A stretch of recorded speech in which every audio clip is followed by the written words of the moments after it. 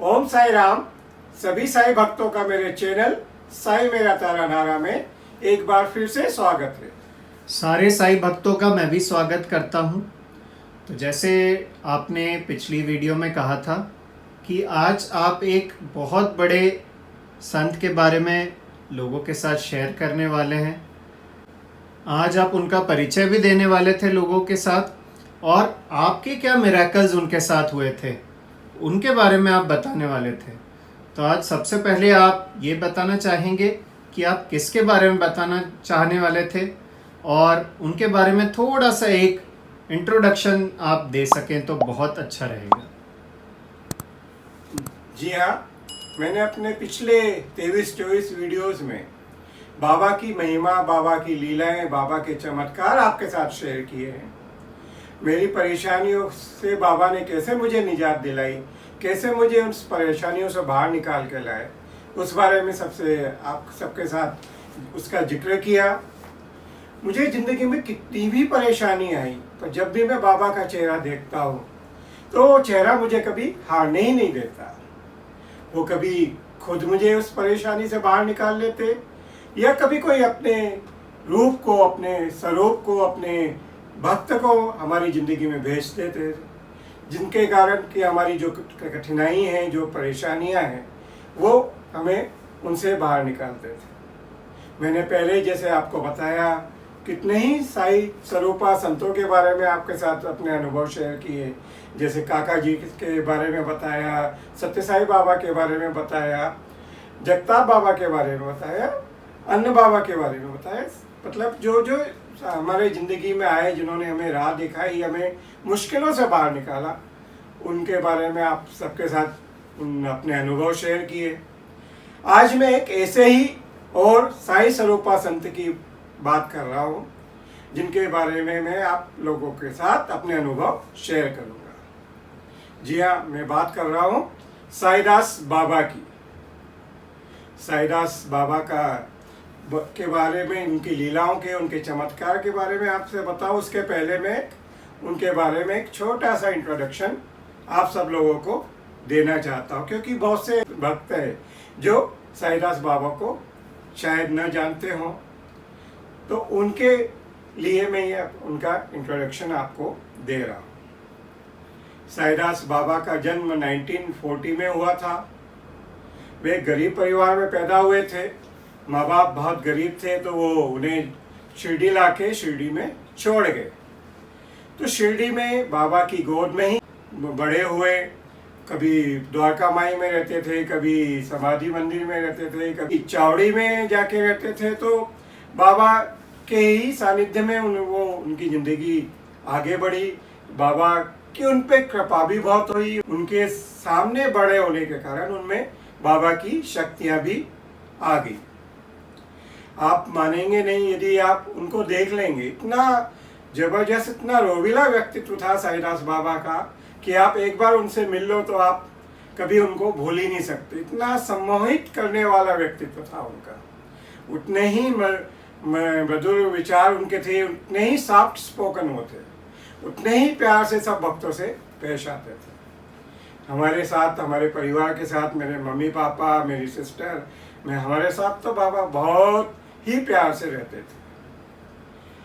तो वहाँ से जब शिरडी में बड़े हुए, जवान हुए, तो फिर वो कब रायपुर आए वो किसी को पता नहीं, उन्होंने भी बताया नहीं। तो वो बाद में रायपुर, जो पहले मध्य प्रदेश में था, अब छत्तीसगढ़ का हिस्सा है, वहाँ पे आके रहने लगे। जब वे रायपुर में रहते थे तो उज्जैन के काफ़ी भक्त रायपुर जिनका जाना होता था, तो वो जाके साईदास बाबा से मिले। उसमें से एक परिवार था नायर फैमिली का। वो उज्जैन में उनकी खुद की एक लक्ष्मी बेकरी है, जो फ्रीगंज उज्जैन में ग्रैंड होटल के पीछे है। वो बाबा से मिले। बाबा उनके आके फिर उज्जैन में बीच बीच में रहने लगे। जब वहाँ उज्जैन में आते थे तो उन्हीं के घर पे बाबा भजन का आयोजन करते थे, दूसरे फंक्शन होते थे उनका आयोजन करते थे। तो काफ़ी वर्षों तक जो बाबा की जो कामकाज है वो नायर साहब के घर से ही चलता था। फिर बाद में उन्होंने त्रिवेणी के पास 90 बीघा की ज़मीन खरीदी। उसमें उन्होंने एक बहुत ही सुंदर एक भव्य शिरडी बाबा का मंदिर बनाया, वहाँ पे गौशाला बनाई, फिर स्कूल की स्थापना की, फिर वहाँ पे उन्होंने एक बहुत बड़ा कम्युनिटी हॉल बनाया। उस कम्युनिटी हॉल में बड़े बड़े फंक्शन होते थे, हमेशा जो मेन फंक्शन होते थे शिरडी बाबा के, उसमें गरीबों को खाना खिलाया जाता था। फिर वहाँ पे उन्होंने एक हॉस्पिटल का बनवाया। तो उन्होंने बहुत सारी चीज़ें वहाँ पे स्थापित की जिससे कि गरीबों का फायदा होता है। लकीली अनलकीली हम लोगों का दुर्भाग्य कहिए या कुछ भी कहिए, जो भी संत हमारी जिंदगी में आए वो एक एक करके हमें छोड़ के जाते रहे। 1 सितंबर 2006 को साईदास बाबा भी बाबा में विलीन हो गए, पर वो इस दौरान भक्तों को इतना लाभ पहुंचा गए, इतने लोगों को आगे बढ़ा गए, इतनी लोगों की तकलीफें उन्होंने दूर की जिसका वर्णन नहीं किया जा सकता। जैसे आपने अभी बाबा के बारे में बताया कि कहाँ वो पैदा हुए और कहाँ पे उनको पहली बार देखा गया, कैसे उनने लोगों के जीवन में प्रकाश लाया, तो आप कुछ ऐसे इंसिडेंट्स बताना चाहेंगे जो आपके साईदास बाबा से मिले आप और आपको एक्सपीरियंस हुआ एक मिरेकल का? जी हाँ, मैं अपने खुद के अनुभव बताऊं उसके पहले साईदास बाबा की जो कृपा है, जो आशीर्वाद है मेरे परिवार पे बहुत ज़्यादा था। मेरे मम्मी पापा को तो वो हमेशा अंकल आंटी ही कहते थे और बहुत इज्जत से उनसे पेश आते थे। जब भी मेरे मम्मी पापा उनके पैर छूने जाते तो वो उन्हें बीच में रोक देते थे कि नहीं, आप पैर मत छूजिए, आप मत झुकिए, और हाथ पकड़ के उनको कुर्सी पे खुद बिठाते थे। फिर मेरी जो बीच की सिस्टर है, मेरे से बड़ी सिस्टर है, वो बाबा की बहुत बड़ी भक्त थी। फिर जब उन्होंने प्रशांति धाम की स्थापना की तो वहाँ पे उन्होंने एक ट्रस्ट बनाया। तो मेरी बड़ी सिस्टर जो है डॉक्टर मधुबाला पुरोहित, उसमें ट्रस्टी है और मैं भी उसमें एक आजीवन सदस्य हूँ। तो मेरे मम्मी पापा को हर फंक्शन में वो हमेशा आगे रखते थे। कोई भी पूजा हो, वरलक्ष्मी पूजा हो या सुमंगली पूजा हो, मेरी मम्मी हमेशा वो पहले बोलते थे आंटी सबसे पहले बैठेंगी इसमें, और हमेशा बाबा उन पे बहुत स्नेह रखते थे, बहुत आशीर्वाद उनको देते थे। तो पहला चमत्कार जो हुआ वो मेरी मदर के साथ हुआ बाबा का। उन्हें फर्स्ट हार्ट अटैक आया जो बहुत सीवियर था। उन्हें रात को हम हॉस्पिटल में ले गए, आईसीयू में रखा। डॉक्टर ने देखते से ही कहा इनकी हालत तो बहुत क्रिटिकल है, कुछ कह नहीं सकते हम, जब 24 घंटे इनको ऑब्जर्वेशन में रखेंगे, यदि बच गई तो बच गई, नहीं तो अभी हम कुछ भी नहीं कर सकते। हम लोग तो सब बहुत ज़्यादा डर गए। मैं और मेरी सिस्टर साथ में थे। तो मेरी सिस्टर क्योंकि उस समय तक बाबा के बहुत नज़दीक थी, बाबा का आशीर्वाद था उनके ऊपर, तो उन्होंने, मेरी सिस्टर ने बाबा को फ़ोन किया। उस समय बाबा अमेरिका में थे। तो रात को 12:30-1 बजे की बात होगी, मेरी सिस्टर ने फ़ोन लगाया कि बाबा ऐसा हो गया, आंटी, आपकी आंटी जो है उनको हार्ट अटैक आया है, डॉक्टर बोल रहे कि कुछ बोल नहीं सकते, उनका हम कोई गारंटी नहीं दे सकते, उनको ऑब्जर्वेशन में है, यदि बच गई तो बच गई। तो बाबा ने कहा चिंता मत करो, मैं हूँ ना, बैठा हूँ ना। वो बुढ़ा बाबा बैठा है, क्यों चिंता करती हो। वो जो साईदास बाबा है, शिरडी बाबा को हमेशा बुढ़े बाबा ही बोला करते थे कि वो बुढ़ा बाबा बैठा है, सब अच्छा करेगा।